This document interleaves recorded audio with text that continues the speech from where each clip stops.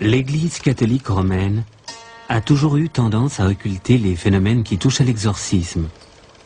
À plus forte raison, le clergé n'a jamais autorisé qu'un exorcisme, fait par l'un de ses membres, soit filmé.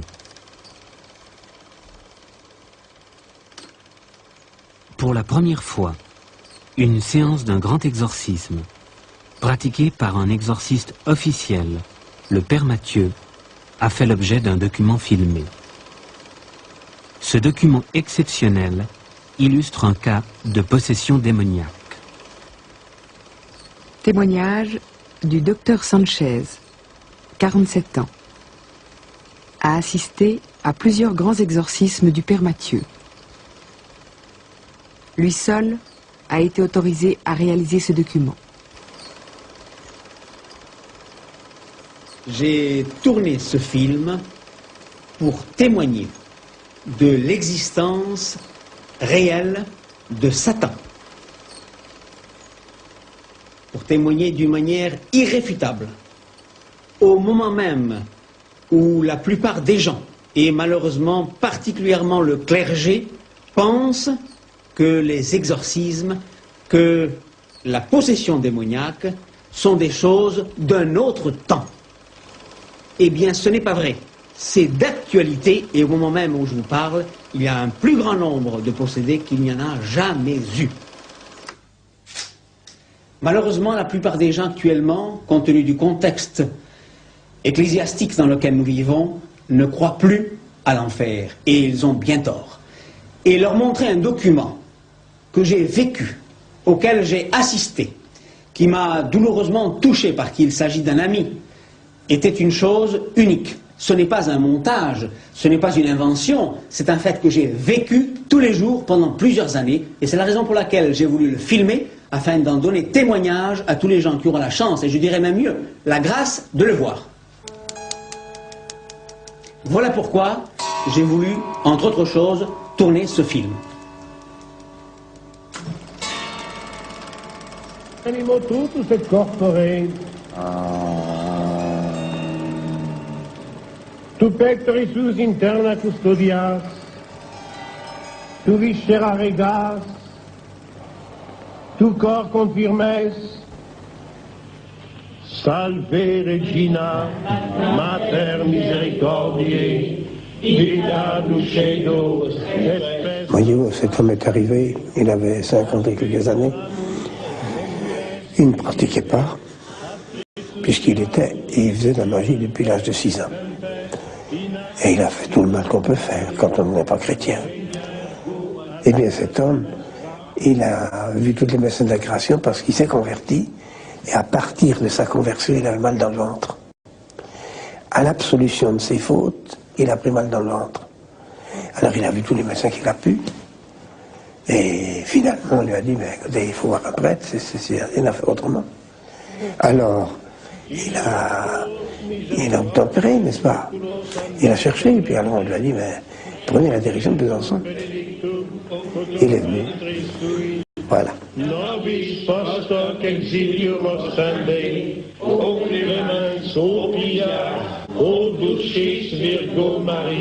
Toi, tu m'as eu raconté son histoire. Je n'ai pas hésité pour penser qu'il était possédé. Ça ne pourrait pas. Alors, j'ai commencé les exorcismes. Et ça s'est avéré au bout d'au moins 20 exorcismes avant que Satan se dévoile.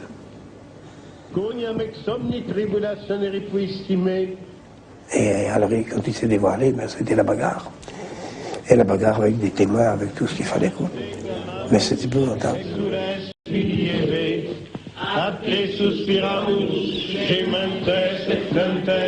Inac lacrimarum valle, potestate mitangite in genam, regna ergo advocata nostra, illos tuos misericordes oculos annos, omnem virtutem inimici, et nihil vobis nocebit.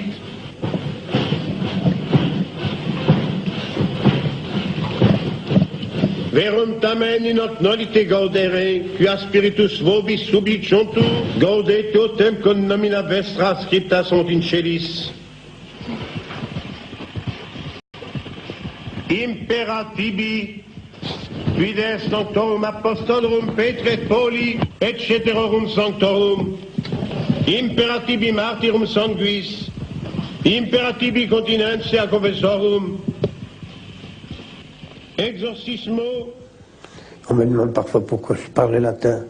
C'est parce que les gens ne le savent pas. Oui, mais alors quel intérêt y a-t-il? L'intérêt, c'est que Satan, quelquefois, me répond en latin, alors qu'elle ne le sait pas. Et à ce moment-là, il y a autre chose, comprenez-vous? Et ainsi de suite, il y a des... Mais il vous répond quoi, Satan? Mais il me répond à la question que je pose. Et quelles sont les questions que vous posez? Par exemple, dis-moi ton nom. Non. Dic mihi nomen tuum. C'est pas ce que ça veut dire. Réponds non. C'est clair. Comprenez-vous? Et pour tout, c'est comme ça. Allô. Allô. Ah, c'est pas mon ami. In nomine sanctissime Trinitatis. C'est pas mon ami. J'en suis heureux. In nomine sanctissime Trinitatis. J'ai une religieuse comme m'avait envoyé un évêque, qui m'a répondu, quand je lui ai demandé Dic mihi nomen tuum, m'a répondu Lucifer. Lucifer.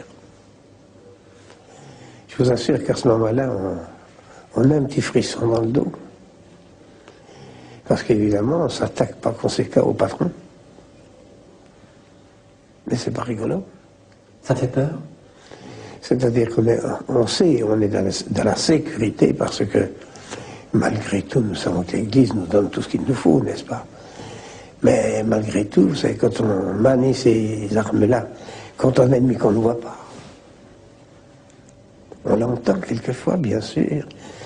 On voit les conséquences de sa présence par les contorsions du corps du malade, n'est-ce pas? Ah, ben bien sûr, ou bien il ne bouge pas. C'est la catalepsie, absolument. Il ne peut ni bouger, on ne peut pas lui remettre le doigt, on ne peut pas s'en remettre tout le corps. Vous voyez, ça dépend. Il n'y a pas un cas pareil.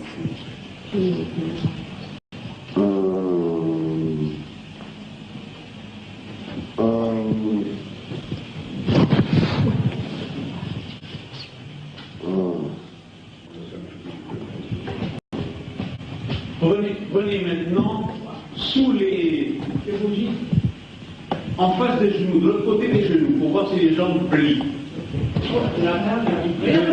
C'est la table qui s'en va. C'est la table qui monte. C'est la table qui monte.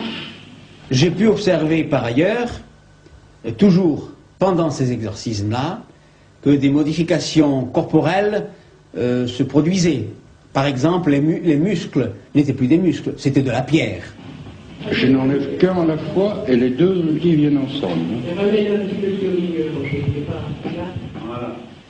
Et cet état-là était en relation directe avec l'exorcisme et pas autre chose, puisque lorsque l'exorcisme était terminé, il redevenait un homme normal, ou en tout cas apparemment normal, comme tout le monde. Notre-Dame de Fatima, viens à notre secours. Les sangles que vous voyez, et qui sont extrêmement robustes, puisqu'il s'agit de cuir et qu'il a 3 mm d'épaisseur, sont là de manière à contrecarrer l'action explosive du démon. Pendant l'exorcisme, en effet, le possédé que vous voyez là a une force absolument surhumaine, à tel point que plusieurs hommes n'arrivent pas à le maîtriser sur cette table. Pour cette raison, les sangles sont destinées à l'y maintenir. Voilà pourquoi il est sanglé. Et il est sanglé aussi parce que on craint que certains gestes inattendus puissent blesser aussi l'entourage. Ce n'est pas à écarter. Sors de cet homme. Sors de cet homme. Je te l'ordonne au nom du Christ. Sors de cet homme. Il m'a mis les paris. Et puis, Mon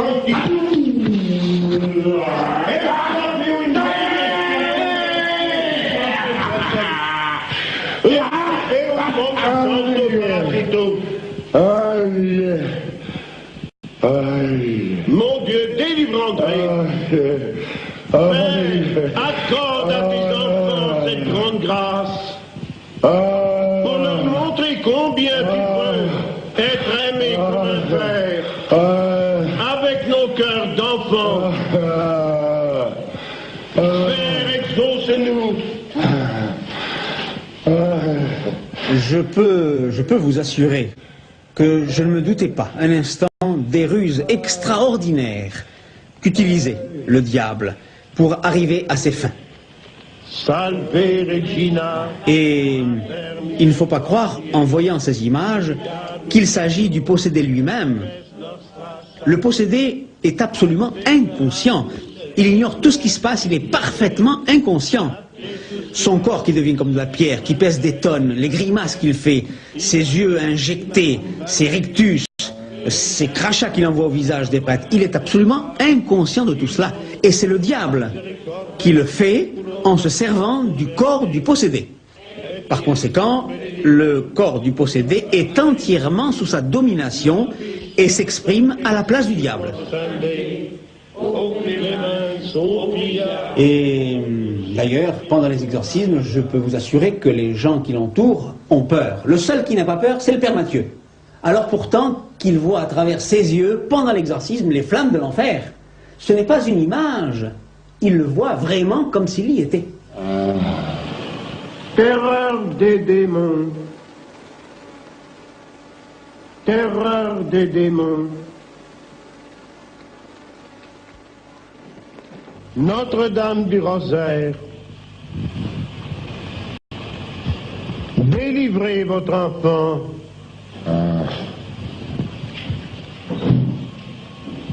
Chassez Satan du corps de votre enfant. Par le sacerdoce du Christ, Satan sort de cet homme. Père, chassez le démon pour toujours. Repousser en enfer Satan et les autres esprits mauvais qui errent dans le monde pour perdre les âmes.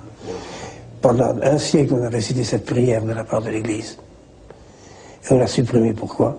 Parce que Satan en avait marre. Et c'est lui qui a obtenu ça.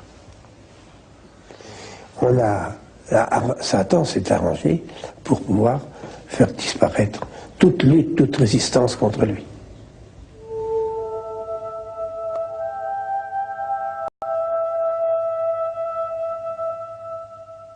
La plus belle ruse du diable est de vous persuader qu'il n'existe pas, soulignait Baudelaire.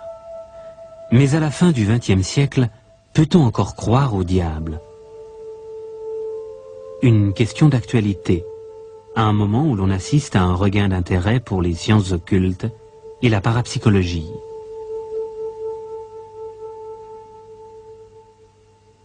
À la lumière des acquis de la psychanalyse, l'Église a évolué. Elle ne veut plus réduire Satan à une image d'Épinal.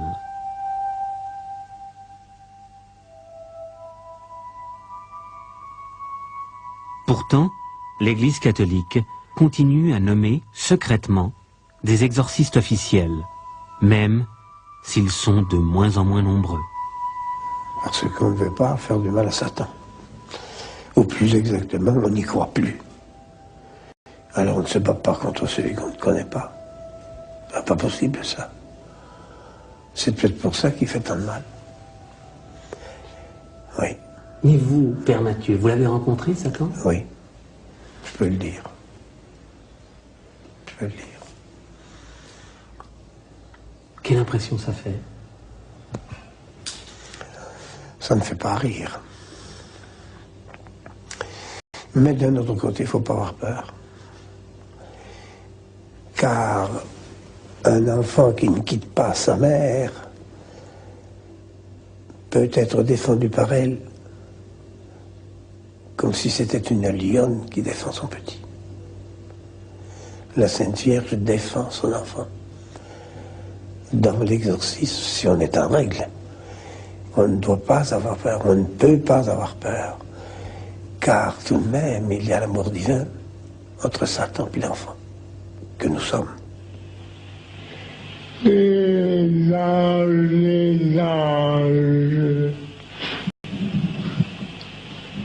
Saints anges, venez au secours d'André. Chassez le démon pour toujours. À 84 ans, le père Mathieu continue son combat, corps à corps, avec le prince des ténèbres, inexorablement, envers et contre tous. Satan, sors de cet homme. Je ne m'arrêterai qu'à l'heure de ma mort, quand le bon Dieu le voudra. C'est tout. Je ne veux pas, moi, me soustraire à mes obligations sacerdotales. Je suis prêtre pour ça.